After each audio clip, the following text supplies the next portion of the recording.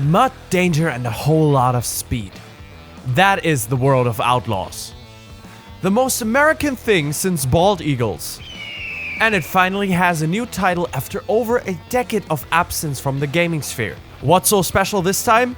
iRacing is involved. So we can be sure that this game really delivered in terms of gameplay, physics and such. Even if it's a console exclusive, right? Right?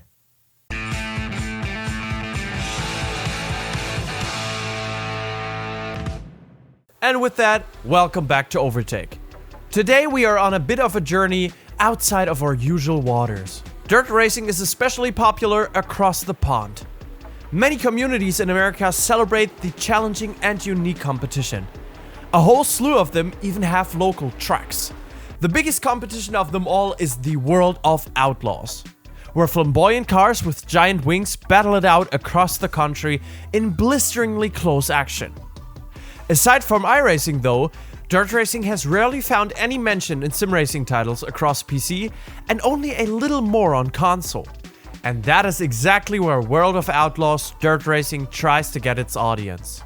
We try to get our audience by producing the most entertaining videos the sim racing sphere has ever seen. If you don't want to miss that, why don't you go ahead and like the video, subscribe and hit the bell so whenever we go dirt racing, you're right here in the mud with us. But back to World of Outlaws. The game is built a lot like a casual racing title. Menu, options, and game modes are what we come to expect from this genre.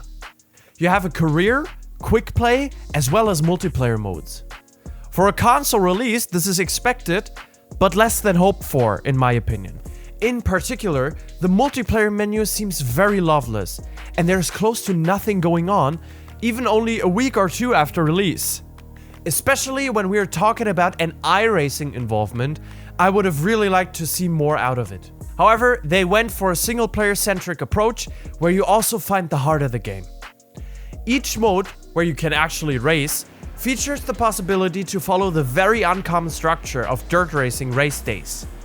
A practice is followed by a qualifying and heat races.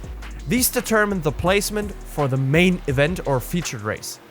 So even though the laps are short in dirt ovals, and oftentimes heats only last a few go-arounds, you have a handful of work to do. Especially after seeing the cars. World of Outlaws features a number of options when it comes to vehicles. Sprint cars, late models, and stock cars are the main ones. Across them there are different specifications, which mainly interfere with the stability and speed of the rides. One is the famous unicorn car driven by Champion Joe in his second world title run. Who could ever forget this magical moment? These things all drive vastly different.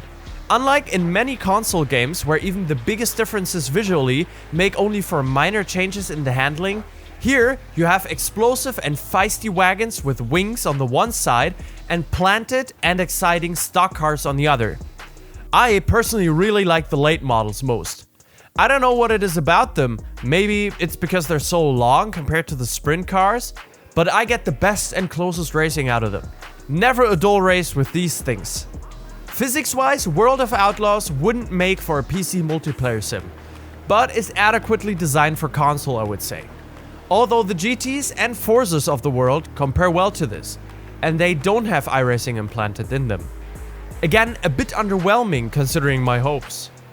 In terms of how these physics translate to racing on gamepad and wheel, they are two completely different things. On a wheel, you're waddling around a lot, pretty much at any passage of the track, as there's never a spot that doesn't feel dangerous or requires you to countersteer. On controller, however, you have a good feeling and handling, surprisingly. It reminds me a lot of how GT7 almost gives you force feedback on your gamepad. You have that here as well.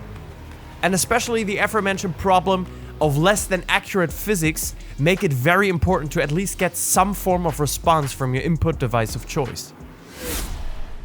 Aside from being pretty lackluster in other departments, World of Outlaws does achieve one thing, and that is being authentic.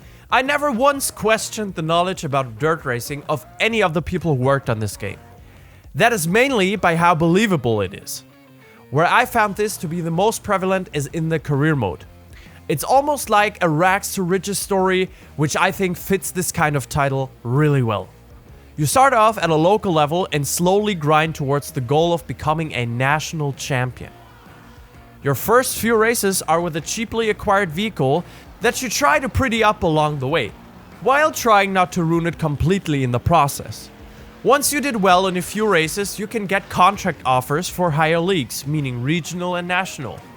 There are minor management elements, but I think they could have gone even further with this, considering this is somewhat the best part of the whole game. In the trenches, you do feel that every race gets you that little bit closer to being the next big thing, I have to say. And that despite the mechanisms in the career being less than innovative. Gaining money and followers in order to achieve your next goal is about the concept of any past Need for Speed, Burnout, or casual racing game on Earth. Nevertheless, the devs did a really good job getting across what it means to be a dirt racer. I usually don't like real-life cutscenes in a video game at all. Aside from maybe the current MotoGP, I don't recall it ever being good. But this time, the small interludes really hyped me up to start my journey to dirt racing fame. Of course, this will always stay a niche sport, but exactly that's why I think they did a good job focusing on the local level first, to make the player relate to reality as much as they can. But considering everything else, it's hard to stay excited. As we mentioned several times now, iRacing is involved in World of Outlaws dirt racing. Officially, they are the publisher, but you have the influence of iRacing all over the game. The terms of services are from iRacing, the logos are from iRacing, and even the graphical finesse is from iRacing. It's very apparent in this release. But when it comes to gameplay, World of Outlaws is 100% more arcadey than sim racing. Even though many will scratch their heads now and ask why that is, you have to understand that iRacing set the recently acquired development studio Monster Games out to create this title. They have a long history of American racing releases, which funnily enough include the last NASCAR Heat game that was actually remotely playable, and a couple of dirt racing games as well. So in theory, this should all add up to a little fun racer, right? Although it would make sense, World of Outlaws just lacks any sort of long-term or short-term motivation, as a matter of fact. I mentioned it's never a dull race with the late models.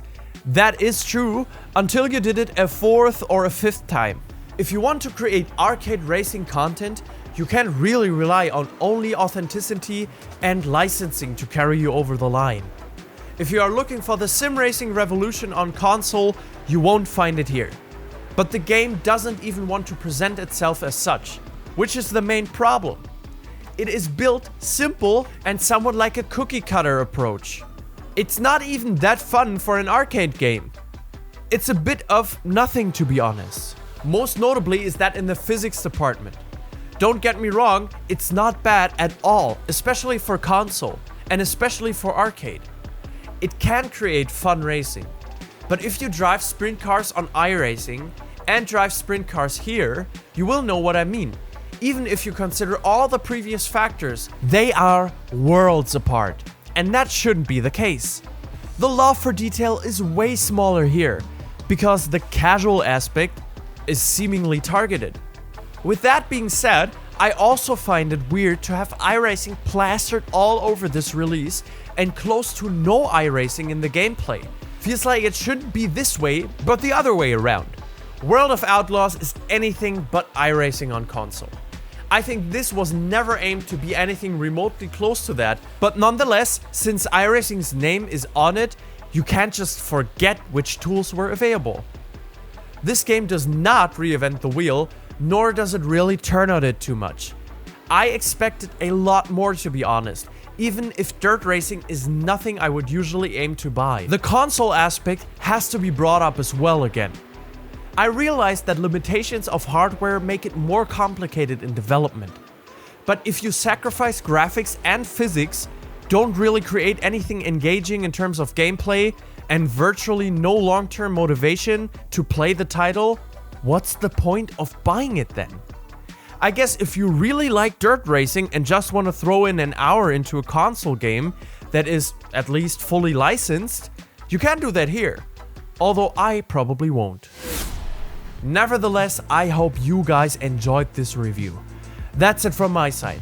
Thank you all very much for watching. See you next time, and until then, cheerio.